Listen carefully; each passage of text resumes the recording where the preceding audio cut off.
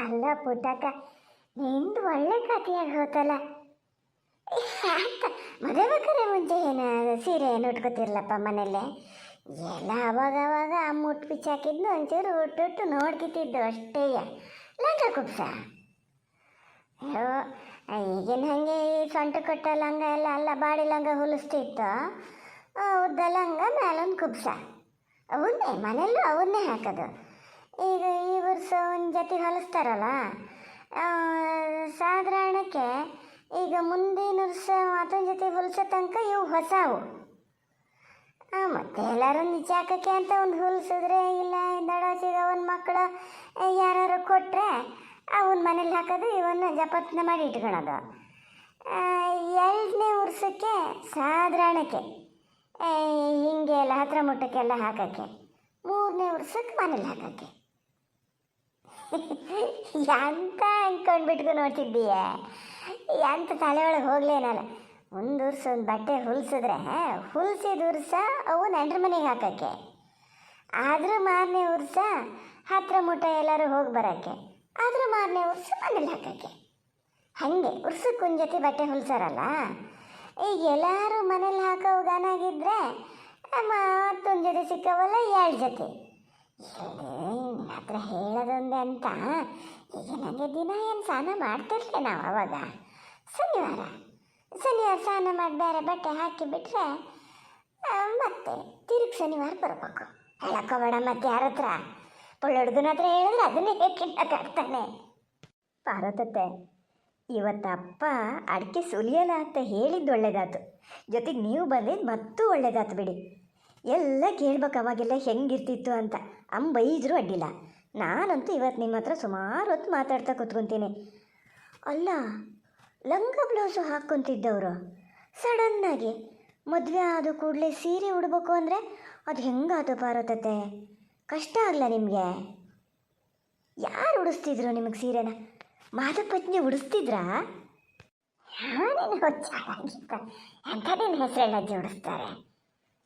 ಹೆಸರಣ್ಣಜ್ಜಿ ಉಡ್ಸೋಕ್ಕೆ ಅವರು ಇದ್ರೆ ನಿಲ್ತಿರ್ಲ, ನನಗೆ ಗೊತ್ತಾನು ಮದುವೆ ಹೆಸರಿನಲ್ಲಿ ತನ್ನಿಂದ ತಾನೇ ಬರ್ತವೆ.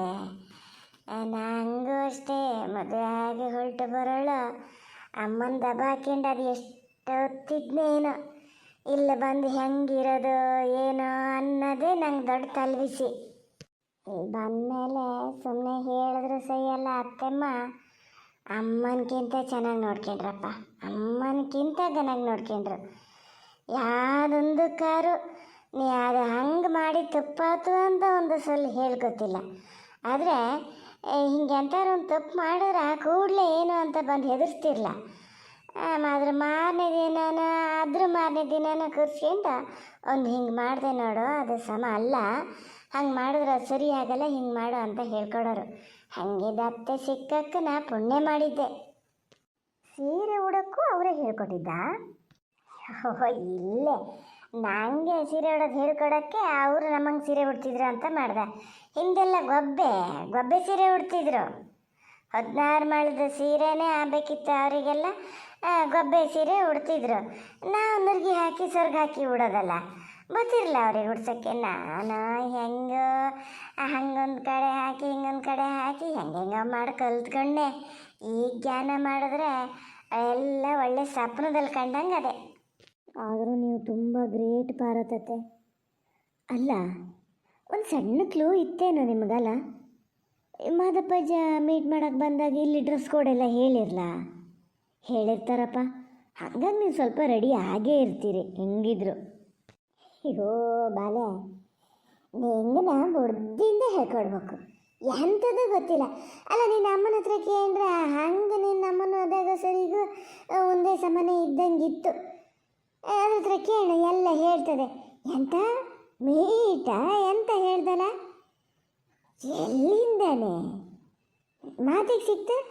ಮಾತಿಗೆ ಸಿಕ್ಕಕ್ಕೆ ತರೆ ಬಟ್ಟೆ ಎಳಿತಾರಲ್ಲ, ಆವಾಗಲೇ ಎಲ್ಲರೂ ಒಂಚೂರು ಕಣ್ಬಿಟ್ಟು ನೋಡೋದು ಅಂತ. ಹಿನ್ನೋಡೋ ಶಾಸ್ತ್ರದಲ್ಲೂ ನಾವೇನಾರು ಅವ್ರ ಮುಖ ನೋಡ್ತಿದ್ವಾ? ಅಯ್ಯೋ ಮಾರತಿ, ಆ ಕತೆ ಎಲ್ಲ ಕೇಂದ್ರೆ. ಆದರೂ ನೀವು ಹೇಳಬೇಕಿತ್ತು ಪಾರ್ವತತ್ತೆ, ನಂಗೆ ಸೀರೆ ಉಟ್ಕೊಂಡಿರೋಕ್ಕಾಗಲ್ಲ, ನಾನು ಲಂಗ ಬ್ಲೌಸ್ ಹಾಕಿದ್ದೀನಿ ಅಂತ. ಇಲ್ಲೇ ಪುಟ್ಟಕ್ಕ, ಹಾಗೆಲ್ಲ ಹೇಳೋಕೆ ಅವಕಾಶ ಇರಲೇ ನಮಗೆ ಅಂದರೆ ಈಗ ನಮ್ಮೂರಲ್ಲೆಲ್ಲ ಮದುವೆಗೆ ಬಂದವ್ರನ್ನ ನೋಡಿರ್ತಿದ್ವಲ್ಲ. ಅವರು ಏನು ಮನೇಲಿ ಸೀರೆ ಉಟ್ಕೊಂಡಿರ್ತಿದ್ರ, ಲಂಗ ಕುಬ್ಸನೆ ಹಾಕ್ಕೊಂಡಿರೋರು. ನಮ್ಮೂರಿಗೆ ಬಂದಾರ, ಬಂದು ಮದುವೆ ಆದ ಕೂಡಲೇ ಸೀರೆ ಉಟ್ಕೋಬೇಕಪ್ಪ. ಹಂಗಾಗಿ ನಮ್ಗೆ ಹಂಗೆ ಸಣ್ಣಕ್ಕೊಂದು ಈಗ ಬಾಯಿ ಬಿಟ್ಟು ಹೇಳದೇ ಇದ್ರೆ ಮದುವೆ ಆದರೆ ಹಾಗೆ ಹಿಂಗೆ ಅಂಥೇಳಿ ಯಾರ ಹತ್ರ ಮಾತಾಡದೇ ಇದ್ರೆ ಅವರನ್ನೆಲ್ಲ ನೋಡಿದಾಗ ಸೂಕ್ಷ್ಮನ ಗೊತ್ತಾಗ್ತಿತ್ತೆ. ನಾಳೆ ನಾವು ಮದುವೆಗೆ ಹೋದರೆ ಹಿಂಗೆ ಇರಬೇಕು ಅಂತ. ಹಾಗೆ ಮುಂಚೆಲ್ಲ ಒಂಥರ ಧೈರ್ಯ ತಂದ್ಕೊಂಡಿರ್ತಿದ್ದ. ಮತ್ತು ಕೆಲವೆಲ್ಲ ತನ್ನಿಂದ ತಾನೇ ಗೊತ್ತಾಗ್ತದೆ, ಅಂದರೆ ಜೀವನ ಸಿಸ್ಟೆಲ್ಲನೇ ಗೊತ್ತಾಗ್ತದೆ. ಈಗ ಎಂತ ಮನೇಲಿ ಗಂಡು ಹುಡ್ತಾ ಇದಾರಲ್ಲ, ಹಾಗಾಗಿ ನಿಂಗೆಲ್ಲ ಮದುವೆ ಮೇಲೆ ತಲೆ ಬಿಸಿ ಶುರು ಆಗ್ಯದ. ನಮ್ಮ ಕಾಲದಂಗೆಲ್ಲ ಅಲ್ಲ. ನೀನು ಎಷ್ಟು ಜನ ಬೇಕಾದ್ರೆ ಇರ್ಬೋದು, ಮದುವೆಗ ಹುಡುಗಂಕರ ಹೇಳ್ದಂಗೆ ಕೇಳ್ತಾನೆ. ನೀ ಈಗ ಹೇಳ್ದಲ್ಲ ಹಾಗೆ ಮದುವೆ ಬೇಕಾರೆ ಮುಂಚೆನೇ ಎಲ್ಲ ಮಾತಾಡ್ಕಿತೀರಿ. ಈಗೇನು ಗೋಳಿಲ್ಲಪ್ಪ, ನಮ್ಮ ಕಾಲದಂಗೆ ಆದ್ರೆ ಹೌದಾ? ಆದರೂ ಈ ಸಿಸ್ಟಮ್ ಸರಿ ಇಲ್ಲ ಪಾರತತೆ. ನಾವು ಹೆಣ್ಮಕ್ಳು ಮಾತ್ರ ನೋಡಿ ಗಂಡನ ಮನೆಗೆ ಹೋಗಿ ಅಲ್ಲಿ ಅವರಿಗೆ ಅಡ್ಜಸ್ಟ್ ಆಗಿ ಹೋಗ್ಬೇಕು. ನೀವು ಅಮ್ಮನ ಮನೆ ಬಿಟ್ಟು ಬಂದ್ರಲ್ಲ ಪಾರತತೆ, ಇಲ್ಲೊಂಥರ ಇದು ಬೇರೆಯವ್ರ ಮನೆ ಅಂತ ಅನ್ನಿಸ್ಲಾ? ನಿಮಗೆ ವಾಪಸ್ ಹೋಗ್ಬೇಕು ಅಂತ ಅನ್ನಿಸ್ಲಾ? ಹೋ ಪುಟ್ಟಕ್ಕ, ಎಂತ ಓದ್ಕೊಂಡಿಯ ಬರ್ಕೊಂಡಿಯ, ಬರೀ ಪುಸ್ತಕದ ಬದನೆಕಾಯಿಯೇ ಸಯ್ಯನೆ. ಹೆಣ್ಣು ಮಕ್ಳಿಗೆ ಮಾತ್ರ ಅನ್ಯಾಯ ಅಂತ ಯಾಕೆ ಅಂದ್ಕೋತೆ? ಹೆಣ್ಣು ಮಕ್ಕಳು ಸತ್ಯ ಅದು. ಒಂದು ಬೇರೆಯವ್ರ ಮನೆಗೆ ಹೋಗಿ ಅಲ್ಲಿ ತಂದೆ ಅಂತ ತಿಳ್ಕೊಂಡು ಅಲ್ಲಿ ಅತ್ತೆ ಮಾವನ ಅಪ್ಪ ಅಮ್ಮ ಅಂದ್ಕೊಂಡು ಅಂದಿಕ್ಲಿದ್ರೆ ಸ್ವಂತ ತಂದಿಕ್ಲು ಅಂತ ಹೇಳೆಲ್ಲ ಅಂದ್ಕೊಂಡು ಸಂಸಾರ ಮಾಡ್ಕೊಂಡು ಹೋಗ್ತದಲ್ಲ, ಅದು ಹೆಣ್ಣಿನ ಕೈಯಲ್ಲಿ ಮಾತ್ರ ಸಾಧ್ಯ ಆಗೋದು. ಹಂಗಾರೆ ಒಬ್ಬ ಗಂಡಸ ಹೋಗಿ ಮನೆ ಮಠ ಎಲ್ಲ ಬಿಟ್ಟು ಹೆಂಡತಿ ಮನೇಲಿ ಹೋಗಿದ್ದ ಅವ ಒಂದು ಹೆಣ್ಣು ಮಾಡ್ದಷ್ಟೇ ಮಾಡಲಿ ನೋಡೋಣ. ಅಲ್ಲ, ಎಲ್ಲರೂ ನೂರಕ್ಕೊಬ್ರು ಮನೇಲಿ ತನಕ ಆಗಿ ಹೇಳ್ತಾರೆ. ಆದರೂ ಎಲ್ಲಿ ಅವ್ರೇನು ಇರ್ತಾರ ಕಾಲ ಪೂರ್ತಿ? ಕೊಟ್ಟು ಬಿದ್ದು ಬಡ್ಬತ್ತಾರಲ್ಲಿಂದ ನಮ್ಮ ಕೈಲಿ ಆಗಲ್ಲ ಅಂತ. ಆದರೆ ಹೆಣ್ಣು ಹಂಗಲ್ಲ, ಎಲ್ಲಿ ಹೋದರೂ ಅವ್ರು ನನ್ನರೇ ಅಂತ ಅಂದ್ಕೊಂಡು ಅಲ್ಲಿ ಥರನೇ ಜೀವನ ಮಾಡೋಕ್ಕೆ ನೋಡ್ತದೆ. ಆ ಹೆಣ್ಣಿನ ಶಕ್ತಿ ಇದ್ದಿದ್ದಕ್ಕೆ ಈ ಥರದೊಂದು ಶಾಸ್ತ್ರ ಸಂಪ್ರದಾಯ ಅಂತ ಶುರುವಾಗಿದ್ದು. ಹಾಂ, ಎಷ್ಟು ಕರೆಕ್ಟ್ ಅಲ್ಲ ಪಾರ್ವತತೆ. ನಾವು ಆ ಬಗ್ಗೆ ಯೋಚನೆ ಮಾಡಲಲ್ಲ ಇಷ್ಟು ದಿವಸ ಆದರೂ. ನಿಮಗೆಲ್ಲ ಎಷ್ಟು ಗೊತ್ತು ಮಾತ್ರ. ನಿಮ್ಮನ್ನು ನೋಡಿದ್ರೆ ಹಂಗೆ ಅನ್ಸಲ್ಲ ಪಾರ್ವತತೆ. ಏನೂ ಗೊತ್ತಿಲ್ಲೇನೋ ಅನ್ಬೇಕು, ಆದರೂ ನಿಮ್ಗೆ ಎಷ್ಟೆಲ್ಲ ಗೊತ್ತು ಅಲ್ಲ. ನಾನು ದಿನಕ್ಕೆ ಸ್ವಲ್ಪ ಹೊತ್ತು ನಿಮ್ಮ ಹತ್ರ ಮಾತಾಡ್ತೀನಪ್ಪ. ಇನ್ಮೇಲೆ ನಿಮ್ಮನೆ ಅಡಿಕೆ ಸುಲಿಯಕ್ಕೆ ನಾನೇ ಬರ್ತೀನಿ. ಅಡಿಕೆ ಸುಲ್ಕೊಡ್ತದಂತೆ. ನೀವು ಒಂದು ಪಕ್ಷ ಸುಲಿತೀನಿ ಬರ್ತೀನಿ ಅಂದರೆ ನಿನ್ನ ಹಪ್ಪ ಕಳಿಸ್ಬೇಕೆ? ಗಾಡಿಗೆ ಎಲ್ಲಾರು ಪಾರ್ವತಕ್ಕನೆ ಹೇಳ್ಕೊಟ್ರು ನನ್ನ ಮಗಳಿಗೆ ಅಂದ್ಕೊಂಡ್ರಿ ನಿನ್ನ ಅಪ್ಪನ ನಂಬಂಗಿಲ್ಲ. ಸಮ ಇದ್ರೆ ಸಮ ಎಲ್ದಿದ್ರೆ ಏನು ಹೇಳ್ತಾರೆ ಏನು ಬಿಡ್ತಾರೆ ಅನ್ನೋಕ್ಕಾಗಲ್ಲ. ಕಡಿಕೆಲ್ಲ ರಾಜ್ಯಗೆ ಆಧಾರನೇ ಮರತಿ ಅದು ಇಸ್ಕೊಂಡ್ರೆ ಮತ್ತೇನಿಲ್ಲ. ನಾನು ನಿಮ್ಮ ಮನೆಗೆ ಬರೋದೇ ಕೈದಾಗುತ್ತದೆ ಕಡಿಕೆ. ಅಲ್ಲ ಪಾರ್ವತತೆ, ನೀವು ಅಲ್ಲಿಂದ ಇಲ್ಲಿಗೆ ಮದುವೆ ಆಗಿ ಬಂದ್ರಲ್ಲ, ನಿಮಗೆ ನಿಮ್ಮ ಅಮ್ಮನ ಮನೆ ನೆನಪಿಗೆ ಬರ್ತಿರ್ಲ?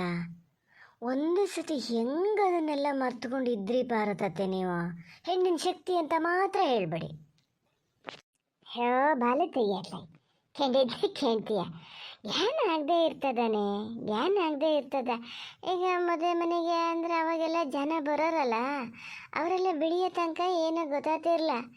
ಎಲ್ಲ ಹೋದ್ಮೇಲೆ ಒಂಥರ ಹೇಳಿದ್ರೆ ನಗಾಡ್ತೀಯೇನ. ನನಗೆ ಅಂತ ಆಗ್ಬಿಟ್ಟಿತ್ತು ಗೊತ್ತಾ? ಮದುವೆ ಬಂದು ಇಲ್ಲ ಮುಲ್ಕಿಣ್ಣಲ್ಲ, ನಿದ್ದು ಬಂದು ಹೋದು ಏನು ಅತ್ಲಾಗಿತ್ಲಾಗ ಓಡಾಡಿ ಸುಸ್ತಾಗಿರೋದಲ್ಲ. ನಿದ್ದು ಬಂದರೆ ಬೆಳಿಗ್ಗೆ ಏನು ಮಾಡೀನಿ, ನಾ ಮನೆಯಲ್ಲೇ ಮುಲ್ಕೊಂಡಿನಿ ಅಂತ ಎದ್ಕೊಂಡು ನೋಡ್ತೀನಿ. ನಮ್ಮನೆ ಚಾಪೆಲ್ಲ, ನಮ್ಮನೆ ಕೊಂಬಳೆ ಅಲ್ಲ, ಇದೇನಿದೆ ಅಂತ ಹೇಳಿ ಒಂಥರ ಸ್ವಲ್ಪ ಹೊತ್ತು ಗಾರ್ದಪ್ಪೆ. ನೋಡಿದ್ರೆ ಪಕ್ಕಕ್ಕೆ ನೀನು ಹೆಸರಳಾಗಿ ಕರ್ಕೆ ಹೊಡಿತಾ ಬಿದ್ದಿದ್ರು. ಹೋಗೋರ ಒಂದೊಂದೇ ಜ್ಞಾನ, ಓ ಇಲ್ಲ ನಾ ಇಲ್ಲಿ ಮುಲ್ಕೊಂಡಿನಿ ಅಂತ ಮಾತ್ರ ಭಾಳ ದುಃಖ ಬಂದ್ಬಿಟ್ಟಿತ್ತು. ಫಸ್ಟಿನ ದಿನ ನಮ್ಮ ಅಮ್ಮ ಹೇಳ್ಕಳಿಸಿತ್ತು, ಮದುವೆ ಆದಮೇಲೆ ಅತ್ತೆ ಮಾವ ಎದ್ದು ಮಾವೆಲ್ಲಿ ಅತ್ತೆ ಎದ್ದ ಬುದ್ಧಿ ಗುಡಿಸಿ ಬೆಂಕಿ ಉಲ್ಟಲ್ಲ, ನೀನೇ ಉಲ್ಟಬೇಕು ಮಗನೇ ಅಂತ ಎಲ್ಲ ಹೇಳಿತ್ತ. ಬೂದಿ ತೆಗಿಯಳು ಅದು ಎಷ್ಟು ಹೊತ್ತಿದ್ನೇ ನಾನು ನೋಡೋ ಪುಟ್ಟಕ್ಕ. ಮನೆ ಜ್ಞಾನ ಮಾಡ್ಕೊಂಡು ಅಲ್ಲ ಮನೆಯಲ್ಲೂ ನಾನು ಮಾಡ್ತಿದ್ದೆ ಆ ಕೆಲಸನ. ಅಲ್ಲಿ ಏನು ಅನ್ನಿಸ್ತಿರ್ಲೆ, ಇಲ್ಲಿ ಒಂಥರ ಅಲ್ಲ ಅವೆಲ್ಲ ಹೇಳ್ಕೊಳಕ್ಕಾಗಲ್ಲ, ಅವ್ರವ್ರ ಅನುಭವಕ್ಕೆ ಬರ್ಬೇಕು ಅದು. ಹಾಗೆ ಸುಮಾರು ದಿವಸ ಜ್ಞಾನ ಮಾಡ್ತಿದ್ದೆ ಅಳ್ತಿದ್ದೆ, ಜ್ಞಾನ ಮಾಡ್ತಿದ್ದೆ ಅಳ್ತಿದ್ದೆ. ಒಳ್ಳೆ ಸರ್ಗಲ್ ಕಣ್ಣೀರು ಒರೆಸ್ಕೊಳೋದು. ಯಾರಿಗಾರು ಗೊತ್ತಾಗ್ತದನೋ ಅಂತ ಹೇಳಿ ಕಣ್ಣು ಒರೆಸ್ಕೋಬೇಕಿತ್ತು. ಗೊತ್ತಾದ್ರೂ ಒಂಥರ ನಮ್ಮನ್ನು ಸಸಾರ ಮಾಡ್ತಾರೆ ಅಂತ ಅದೊಂಥರ ಅಂಜಿಕೆ. ಬೇಡ ಅವೆಲ್ಲ ಹೇಳ್ತಾ ಕೂತ್ರೆ 3 ಹಗಲು 3 ರಾತ್ರಿ ಸಾಲದ. ನಿನ್ನ ಅಮ್ಮ ಈಗ ಬೆರ್ಸ್ಗೆ ಬರ್ತದೆ.